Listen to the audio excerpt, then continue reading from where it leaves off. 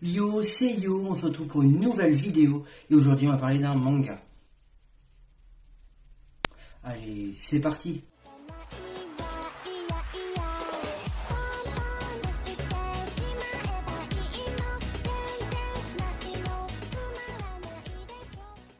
Comme vous avez pu voir dans le titre, on va parler du manga Dr. Stone. Donc c'est un manga sorti le 6 mai 2017. Il est écrit par Riichiro Imaga, je ne sais pas si je le prononce bien, et est dessiné par un petit dessinateur, je ne sais pas si vous le connaissez.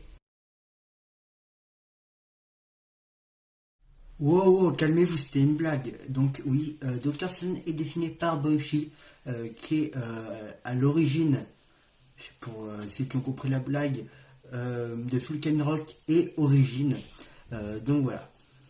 L'histoire commence dans un lycée où on rencontre nos deux protagonistes, donc Taiju et Senku, l'un musclé et baraqué, l'autre un génie scientifique. Un jour, Taiju va déclarer sa flamme à sa promise et tout à coup un flash lumineux retentit Et là, c'est le drame. en une fraction de seconde, toute la planète se transforme en pierre. Et des milliers d'années plus tard, Taiju se réveille, se dépétrifie et rencontre son ami Senku qui avait déjà commencé à reconstruire l'humanité. Donc au début, vous allez juste voir une cabane en bois et au fur et à mesure, on va suivre leurs aventures jusqu'à l'évolution qu'on connaît aujourd'hui. Senku, faut qu'on en parle, hein. Ses cheveux éliminent totalement la gravité, hein. Il est en train de pisser sur une moutonne, hein.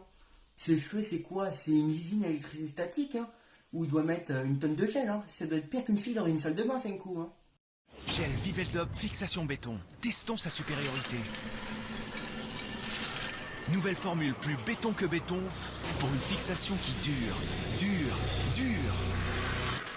Et tout le monde ne peut pas en dire autant. Senku, fixation béton, le numéro 1 des gels. Bon, je taille Senku, mais Taiju et l'autre là, ouais, celle-là, ils sont pas mieux, hein. Au bout du tome 2, ils se séparent, alors que jusque-là, c'est Senku qui leur a tout fait. Bon, tout à part Caillou sur la nuque. Bon, Caillou sur la nuque, j'ai pas le temps de vous expliquer, lisez le manga. Mais ce que je veux dire, c'est que Senku a quasiment tout fait au début du manga pour eux, et ils se séparent. Donc, dans leur logique des choses, ils ne peuvent pas survivre. Et la fille ne sert strictement à rien. Et j'ai gardé le meilleur perso pour la fin, Tsukasa. Ah mais lui il a pas le temps, hein. Il tue un lion à main nue en un seul coup de poing, il arrête des flèches à main nue. On est dans un manga scientifique, un minimum sérieux. Excusez-moi, mais c'est n'importe quoi. Bon, au moins il a le mérite d'être un méchant stylé. Mais j'ai envie de dire à peu près comme tous les méchants des mangas. Ah et aussi l'arc tournoi, faut qu'on en parle, hein. Le pire arc tournoi de tous les temps. Il se passe rien. La seule combattante un tant soit peu stylée, elle est partie sauver Pastèque Girl. Bon, c'est vrai, je suis de mauvaise foi. Le manga est vraiment ouf. Pour moi, c'est un nouveau classique du manga. C'est un genre qu'on n'a quasiment jamais vu. Donc je trouve vraiment ça super. Après, je pas spoil, mais je trouve que dans le tome 10, ça commence un peu à partir en cacahuète, hein, pour pas être grossier. Mais c'est un manga que je recommande, donc n'hésitez pas à aller l'acheter. J'espère que la vidéo vous aura plu. Elle n'est pas très longue, mais le problème c'est que j'ai pris beaucoup de temps, j'ai préparé un texte, etc.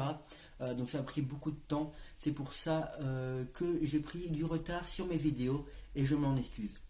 Second point aussi, je voudrais faire des sorties du mois. Donc dites-moi si ça vous intéresse. J'en ferai régulièrement. Donc déjà, c'est sûr que j'en ferai pendant les vacances, car je n'aurai pas le temps de beaucoup tourner et ça c'est des choses qui sont faciles à faire. J'espère que la vidéo vous aura plu. N'hésitez pas à vous abonner et à lâcher un gros pouce bleu.